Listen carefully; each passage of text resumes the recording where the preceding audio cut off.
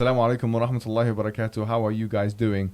I hope you're doing all right. I hope your Ramadan went really well. I hope your ibadah was all good, and I hope there was a lot of khair that came from that.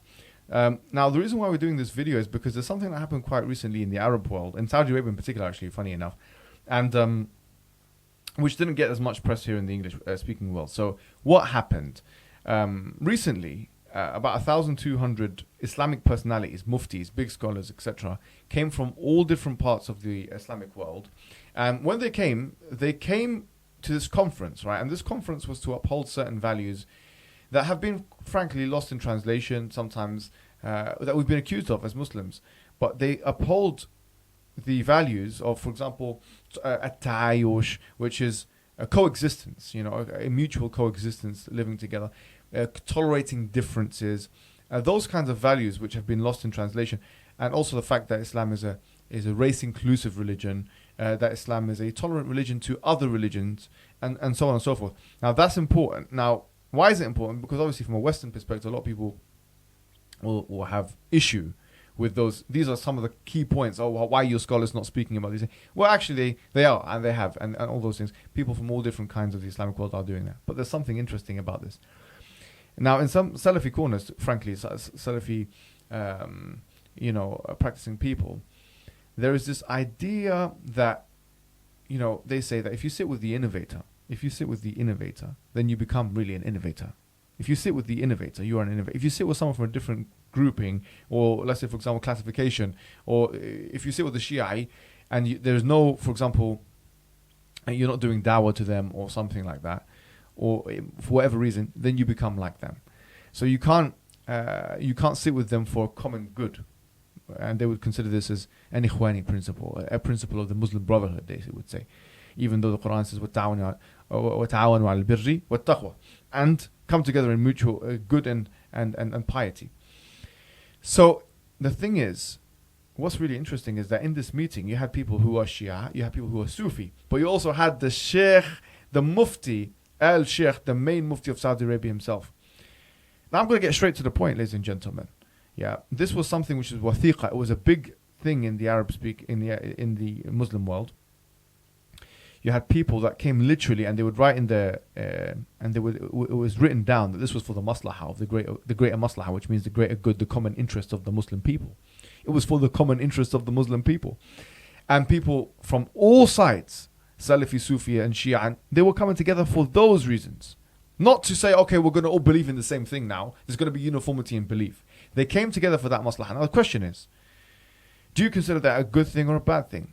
If you subscribe to a certain kind of understanding of Salafi or other strands of Islam, not just Salafism, but other strands of Islamic understanding, then you would have thought that this is a very negative thing. Because if you are an innovator, if you're sitting with an innovator, you become an innovator. But look what the king said. The king said, وَيَسُرُّنَا, and it makes us happy, وَيَسُرُّنَا أَن نَرَى عُلَمَاءِ الْأُمَّةِ الْإِسْلَامِيَّةِ عَلَى هَذَا التَّعَاوُنِ. Oh my God, what did he say? Can you repeat that in English? He said that it makes us happy to see the ulama, the scholars of the Islamic world, coming together in this ta'awun, on this process, at-ta'awun. As the Quran says, at-ta'awun bil taqwa. Ta'awun means coming together in mutual good, and ta'awun bil taqwa means mutual good and piety. So the king is saying it's good. Now, we're not here to defend Saudi Arabian politics. That's a different discussion. Obviously, I'm just saying here, for those Salafis who do take Saudi Arabian scholarship very, very important, and I'm not saying we shouldn't take Saudi Arabian scholarship very important. What do we say about this? What do we say about the king saying this? Is he adopting a Muslim brother? According to you, is the king adopting a Muslim Brotherhood methodology here? How about we say Al-Sheikh himself, who was sitting, the Mufti of Saudi Arabia, is he to be classed as an innovator now, actually, since he's doing this ta'awun al-birri wa taqwa with people who are Shia and Sufi and so on? And if not, really, why not? You've already taken out a lot of the people. You've already taken out a lot of the people of the Muslim world, du'at, ulama, because of this. You've taken them out. You've said they're no longer Sunni. Yeah, you've said they're no longer Sunni. You've said that. You said that these people are no longer Sunni because they sat with the innovator. Why don't you apply the same logic on the Sheikh, the Al Sheikh, the Mufti Al Sheikh, the Mufti of Saudi Arabia. Come on, be consistent. Come on, be consistent. Why don't you come out and say that the king is an Ikhwani, in your opinion? Do you think that the king is a Muslim Brotherhood? I would think, from the politics that I'm observing, that actually he's quite averse to the Muslim Brotherhood. So I think that you're forced now to make a decision. Either you consider, you do ilzam, you say that those individuals are innovators, those Salafis that were present in that meeting, bima fihim, yeah, with what is in them of the king and the Sheikh and the Mufti of Saudi Arabia. Or you say, you know what, they have udhr, it's a mas'ala dhanniya, it's something which is speculative rather than something which is qat'i, and so on. And this is the thing, ladies and gentlemen, and obviously my khitab here, my words, my discourse is targeted specifically to Salafis, intolerant Salafis. I'm just going to be straightforward. I go consider intolerant. So intolerant to what? Intolerant to other opinions, and intolerant to other groups. Now, obviously, there's tolerance everywhere. There's intolerance everywhere as well. So it's not just within Salafism that we find this intolerance. We find intolerance within every subgroup, frankly, right? But my khitab in this video is about that. And on that note, I want to bring to your attention, I would say, one of the most despicable, intolerant individuals I've honestly ever come across in this country, and someone who has been speaking about ulama and du'at and all of these individuals for a very long time. This is an imposter. And I'm saying it very clearly. This individual is an imposter. This individual is a charlatan. This individual is a fake. He's a phony. And I'm going to prove it to you, ladies and gentlemen. Today I'm going to prove to you that this individual is fake. Yeah? That any knowledge acquired from that individual is going to be a superficial fake knowledge which is not even transmitted correctly because the individual himself is fake. Now, who is this individual? His name is Abdul Wahid. Now you can see the camera, you can see the video, the picture on the screen right now. Yes, you see that individual there? He lives in Birmingham. He claims to be a student of knowledge. In fact, let's hear exactly what kind of studies, training he's done. So let's hear just a bit of what he said. Let's hear it, please. As for where I studied, then walillahi alhamd, and all praise is due to Allah subhanahu wa ta'ala, that I have been upon Salafiyya, or what we understood to be Salafiyya, since the late 1980s. Since the late 1980s. I was introduced to Salafiyya in around about 1988. My first, in those days, of course, this was, pre-computer, pre-mobile phones, pre-all of that type of era.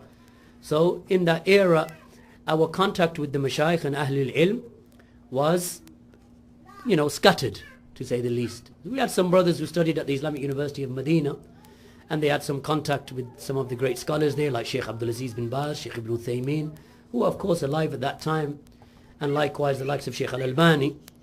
And we would receive a lot of that information by way of those brothers who were studying. Then by about the mid-90s, or even before that, then we had myself, I had some direct contact with some of the mashayikh and some of the students of knowledge who had studied themselves and are considered to be from Ahlul Ilm. From them were the likes of Sheikh Mohammed, Abu Uthman, Muhammad al-Anjari, under whom I studied and completed Usul Sunnah of Imam Ahmad ibn Hanbal, and the likes of, from the other mashayikh of Kuwait, under whom I studied the Aqidah of Abu Bakr al-Ismaili. I had also, of course, the I'tiqad of Abu Bakr al-Ismaili. Likewise in that same era, meaning in the early 90s or mid-90s, I had studied Bulugh al-Maram with those same mashayikh. And at the same time, we had started now visiting the Kingdom of Saudi Arabia. Now, we can't watch the whole video, a long video, but let me just summarize it for you in a nutshell. This individual, his training, according to his own testimonial, right? According to his own testimony is, number one, he studied Usul al-Thalatha, Qawaid al-Arba'a, whatever, 3 or 4 major, the book of Imam Ahmad, Usul al-Sunnah, and the book of 2 people called Raziyain. They're basically the Aqidah Raziyain. And also, he said he studied Bulugh al-Maram. Now, the Bulugh al-Maram is the only significant book. Now, this is not significant training. But this is not even any training, actually, to be honest with you. This is basic training. In fact, this is so basic that this individual cannot be seen to be an authority by anybody. Despite this individual who has such basic training, he's coming out and making tabdi'ah of individuals. He's taking it upon himself to do the work of a scholar, a mujtahid, someone who has the ability to make rulings and do tatbiq, do tanzil, take down and to implement rulings on an individual. The point is, this individual has been doing it with everyone. Let's see. So we've talked about the level of qualification according to himself. He's not had any formal qualifications. He has no formal qualifications that we know of, unless he comes out and says otherwise. But let's see his command of the Arabic language, in particular, how he recites the Quran. Let's take a look at that, please. فعسى أن تكرهوا شيئا ويجعل الله فيه خيرا كثيرا. As Allah Jalla wa Ala has stated, وَلَقَدْ مَنَّ اللَّهُ عَلَى الْمُؤْمِنِينَ إذ بعث فيهم رسولا من أنفسهم يتلو عليهم آياته ويزكيهم ويعلمهم الكتاب والحكمة وإن كانوا من قبل لفي ضلال مبين. قد جاءكم من الله نور وكتاب مبين يهدي به الله من اتبع رضوانه سبل السلام ويخرجهم من الظلمات إلى النور بإذنه ويهدي بهم إلى صراط مستقيم. Has to be left as Allah subhanahu wa ta'ala says, أَتِيُوا اللَّهَ وَأَتِيُوا رَسُولَ وَأُولِي الْأَمْرِ مِنْكُمْ. Allah subhanahu wa ta'ala mentioned, يا أيها النبي قل لأزواجك وبناتك ونساء المؤمنين يدنين عليهن من جلابيهن ومن يطع الله ورسوله فأولئك مع الذين أنعمه الله عليهم. When Allah Jalla wa Ala has stated, ثم جعلناك على شريعة من الأمر فتبعها ولا تتبع أهواء الذين لا يعلمون إنهم لا يغنوا عنك من الله شيئا وإن الظالمين بعدهم أولياء بعد والله ولي المتقين. And I know when I was growing up in England, I never went to a mosque where the Imam could even speak English. The most that I felt of him was his backhand when I didn't recite the verse properly. That's the most we felt from them.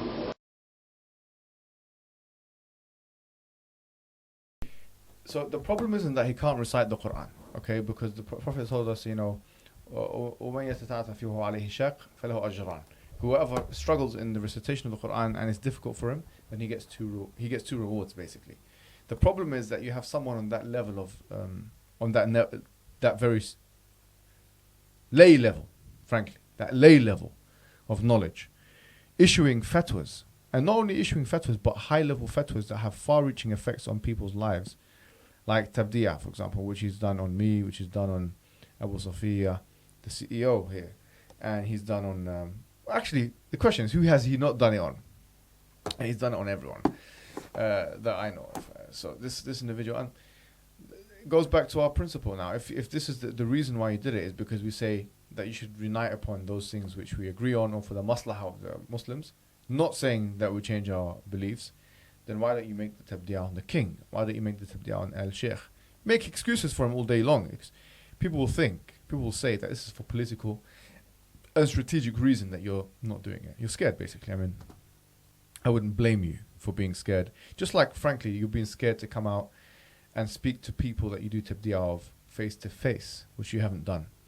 So you have been, you've been putting your head in the sand, if you like. Yeah, you've been scared of those things. But I say, now the jig is up, it's over. We know now your level, based on your own testimonials, based on your own performance. And we know that you're basically you're a lay person, people in Birmingham, when they're walking in the streets and they see you, they should not think, this is a sheikh in front of me, you know, because he's been doing dawah for God knows how many years. They should think, okay, this is a person who's probably on the same level of knowledge as I am, because their ability of reading the Quran, the Arabic language, the things that, to be ilm al-ala, ulum al-ala, the basic, the knowledge of ala, which is like the instrumental knowledge that you need to have in Islam, he does not have. So he's a white belt, really. He's a white belt. You are a white belt. And unfortunately, he's come out of his lane by issuing these fatwa and these and making these verdicts. And this shows you the problem with this understanding of Islam, generally speaking. And what we need to do is we need to safeguard our youth from that, frankly, because it's a very problematic mentality where you think that it's not okay to be on good terms and speak and unite on that which is good with Muslims, but at the same time you think it's all right to receive prevent money, and it's on the record, bro. I'm sorry, it's on the record. Why don't we tell the people that you and your other acquaintance, Abu Hakim or Paul Davis, the ex-bank robber, that, forget it, you know, Allah, you know, he did that in Islam or not, I don't know. He robbed the bank, and well, whether that report is true or not is from some non-Muslim sources. But the one who robbed the bank in his past, possibly, according to these sources, and you, who are receiving prevent money, according to not just the news media, and I'm going to put the link in the description, or the links in the description for all of these things that you can do. You can do your own research. Someone like that, prevent money to do what? And in Reading, where you promised the people in the masjid that you were going to do activities for the youth. What did you do with the money? What did you do with the money? The second issue, which was possibly the first in terms of the chronological order of discussion, was the issue of the misappropriation of wealth. Our brothers had made or put in an application for some funding, some council funding, and the issue, or that was what was being mentioned, and so we queried the issue. It turned out that one of our brothers had put in an application for some funding under the name of an organization that was working in collaboration with the name, or with the name that was given to the markaz. Mistakes are small. Some mistakes can be overlooked, and some mistakes cannot. The error of the Reading Shura, O Abu Hakim, is not a small mistake. These people stole wealth using the deen of Allah to attain it in a haram way, and you call it nitpicking. A brother, a new revert, oppressed to the point where he said that this time of his life, where he was boycotted, was very difficult for him, and you call it nitpicking. And others, you know, we've known them for what? Probably since like 95, 96. Over 20 years. And I have not known except the sunnah from them. And I hope that they have not known anything except the sunnah from us. Our relationship goes back not a few years but decades. Abu Zayd, he lived in Medina, and he's also known to the likes of Sheikh Ubaid. How can this markaz be, how can Maktab al-Salafiyya not be with this markaz? And how can they not be with us when we are upon the same path? And we are with the same scholars. So yes, they are rumour mongers in Reading, who for a few years now have been rumour mongering and carrying tales and causing iftiraq and causing enmity between the hearts of the believers. And that's been going on for maybe a few years now, maybe 3 years or more. And this is something that actually was brought to me right at the very beginning. And from the start, I said that this is not an affair that should be perceived because it will divide our ranks. And it is not an issue that necessitates division. I wonder if there's any spying activities involved in the remit there. because that would be problematic again, you know.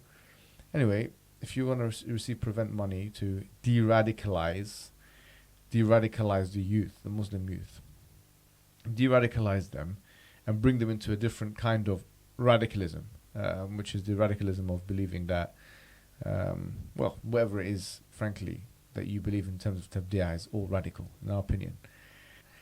I was speaking to one individual, communicating through that individual to this Abdul Wahid, yeah? And at one point I said to him, look, knowledge is not contingent on manhaj. So you can believe in all of the right Islamic Sunni things, and you can still have low knowledge. Just like you can be a non-Muslim and you can be a alim in Islam. It's very possible. Yani, Shaitan was probably the most knowledgeable of Allah than all of us. You know, if you think of it, knowledgeable of Allah. But it doesn't mean because he's knowledgeable that he has the right manhaj, that he's the right haqiqah, he's the right belief, the truth. He doesn't believe in the truth. So at one point, I'll tell you what made him really angry. This is what made him really angry. I said to him, because I know he's got this beef with Yasser Qadi, yeah? And I know he's got this beef with... no, he hasn't got beef because Yasser Qadi wouldn't even acknowledge him. Let's be honest, yeah? They're completely two different levels. Yasser Qadi, all of those individuals you consider as deviants, you know, anyone, Bilal Phillips, any those guys that you mentioned in your publications. Who else? Osama Dhahabi, who has a masjid. All of those guys, you have to attend their classes, brother. You have to attend their classes because you don't even know the basics. You should attend their Arabic basic class. Those guys that I've just mentioned by name, you should attend their Arabic basic classes. And if they're happy to have you, because brother, well, who are you? Tell you. So you can't read the Quran, and you're talking about people on the level of that, and then you're talking about Abu Safiya of the Salam Institute, the CEO of Salam.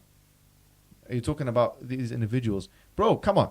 The guy has memorized not only the Quran, but he's memorized Bukhari and Muslim, and he's memorized many books, and he's a graduate from Medina University, and he's got the thing Tawthiq, he's got the Shahada. What have you got, brother? And that will be that. But I'm not going to leave you hanging, Abdul Wahid. I am going to give you an opportunity to, because what we're doing is we're doing a program called Salam Plus, and we're going to inshallah have some things for basic like fundamentals Islam. We're going to have like some things like, for example, basic Arabic, basic Quran. We want to put that on there as well. In fact, I've got on my channel the Arabic alphabet. Now I know that might sound like, you know, demeaning, or I'm not trying to demean you. I'm just saying the makharij al-huruf, like, you know, Jazari, he's got a beautiful poem, makharij al-huruf 17 على الذي يختاره من اختبر, and you know, 17 articulation points, and there's many different institutes you can learn these things from. Even Bayna Institute is doing a great job with Arabic language. I know you don't like Norman Alika, I know that you don't, but the truth is they're doing a great job with that. I'm not sure what Al-Maghrib are doing. I know you would endorse them either, but in terms of Arabic and things like that, I'm sure you can go and learn from them, because whoever you've been learning from, frankly, he's not offered you a good service. So that's what happens when you separate yourself from mainstream dawah. When you separate yourself from the proper, you know, the most effectual knowledge productions in the Muslim world, and the English-speaking Muslim world. When you separate yourself from that, you end up being an ineffectual individual. 50, or I don't know how old you are, but in terms of these things, you need to have them on lock now, bro. Because frankly, you're meant to be like a big sheikh for those guys in Birmingham that see you as like some imam or something.